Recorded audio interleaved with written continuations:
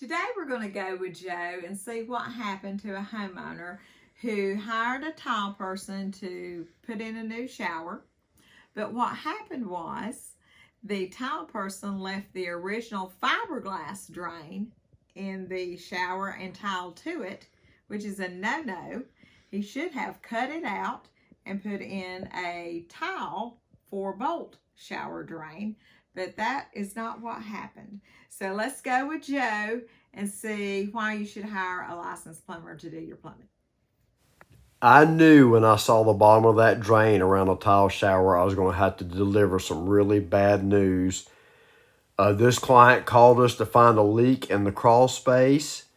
And unfortunately, somebody left that drain in there that was once upon a time attached to a fiberglass unit and then just tiled around it. You definitely cannot do that. You have to swap the drain out. And unfortunately for them, this was not the only problem. This T going to catch a washing machine directly under that shower drain, and this 90 that is popped off is something we're going to talk about later. But right now, what we're going to talk about is what you just saw me sawing out the old drain, and we're going to go ahead and cut a pattern in for a new 4-bolt drain, which is, definitely appropriate for a shower pan liner. This tile guy wanted me to bevel this hole out so the drain would sit flush down in the subfloor. I always try to accommodate those guys and give them pretty much exactly what they want. I used to do it a good bit. This drain on the left with the bevel in the lip is so much better for sitting down, when the tile guy wants the drain flush in the floor. Bob, you'll look at this to make sure you're good with it before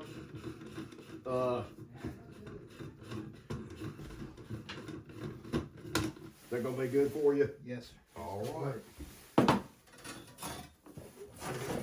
We'll screw these FHAs. Is it gonna matter if I screw those down right there? Are you gonna start right here, or are you gonna start somewhere? Well, I gotta put the pan in first, so.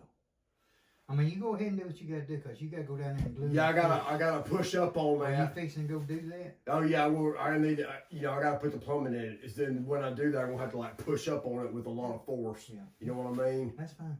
Cause this will be the only way to hold it down level. Yeah, okay, that's fine. You gotta do what you gotta do. Yeah, I gotta start right there. Okay, man. I'll try to. I'll try to get it trapped first, and then I'll worry about getting this tied back together. Okay. Next, I'll throw me a wire in there and trap it, and that way you can keep rolling. Okay. How about that? I appreciate it. Yes, sir.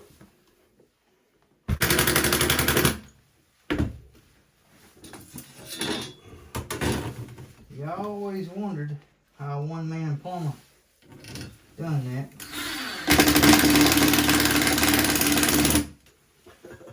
Yeah, I'm sure there's some other ways to do it, but this keeps it super level.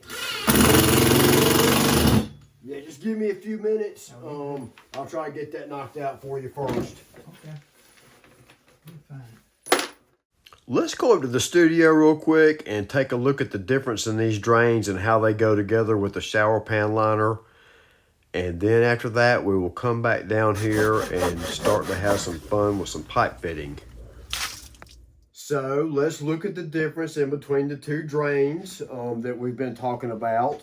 This drain is, what was left in the fiberglass unit, and that's what they just left in the system, and then kind of threw the liner in around it. And here's the 4-bolt drain, which is what we're supposed to be using, which is what you see the tile man wants in the video. So this is the pan liner, and so basically this is what they had. They just left the fiberglass drain in there and cut a huge hole around it. And it doesn't take a whole lot of imagination to understand it. If you poured water through here, it would just go straight through. This liner is what's under the tile and then the mortar bed. And here's the 4-bolt drain. So we're going to go ahead and remove this grate. We just want to show you what makes a waterproof joint right here really quick. We're going to leave a link to Oatey's website where they give you a full-length description about how to set the shower pan in its entirety. So, you know, what you would do is just lay this pan over the drain. And I've already got some little X's cut in the liner that you would push through the bolts in the drain like that. And actually, before you would do that, you would take this collar and remove it. So when you push this through like this,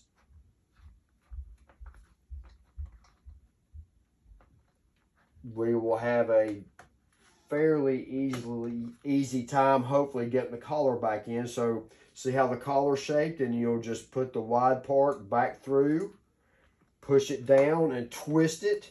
And you can see, you know, right around here, this is what actually makes this joint waterproof. When you screw these down, it makes it super tight and water just cannot get through there.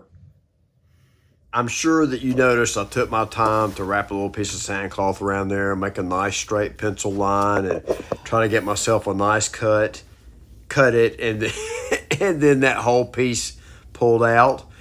Like I told the tile guy up there, I was going to try and throw him in a Y, you know, first and get this thing trapped. So that's the immediate goal at hand. I have worked around several great plumbers who rarely picked up a level, and their work turned out really nice.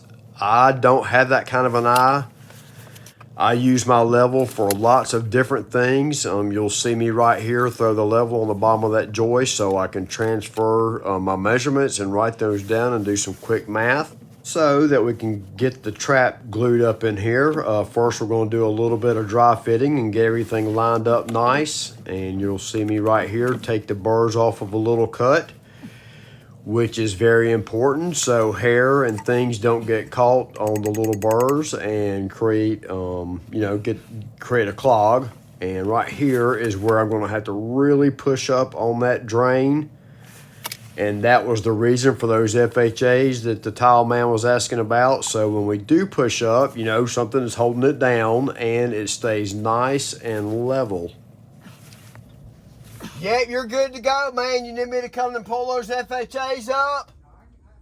Now we have a trap under the shower. I guess there could be a few people watching that are not aware of the fact that the purpose of that trap is to hold water, so sewer gases don't come back through the pipe and into whatever fixture that the trap serves.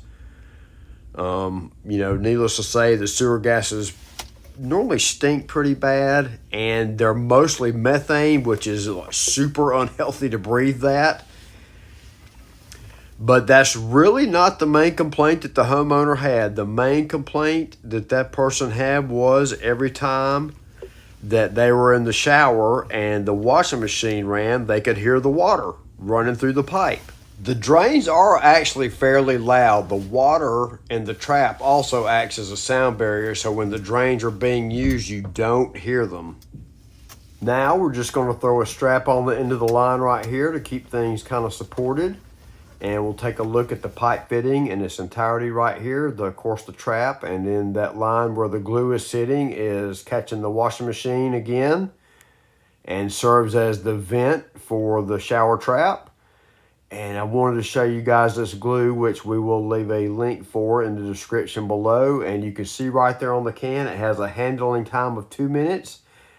And it cures for pressure in 10 minutes, and that's really true. I've turned the water back on that stuff under full pressure in just a few minutes. It's great glue. And the last thing I want to show you is this cap that I put in my pipe to keep the tile guy from dropping things down into the trap. Found this shower drain video helpful? Please give us a thumbs up, like, share, and subscribe. And thank you so much for watching.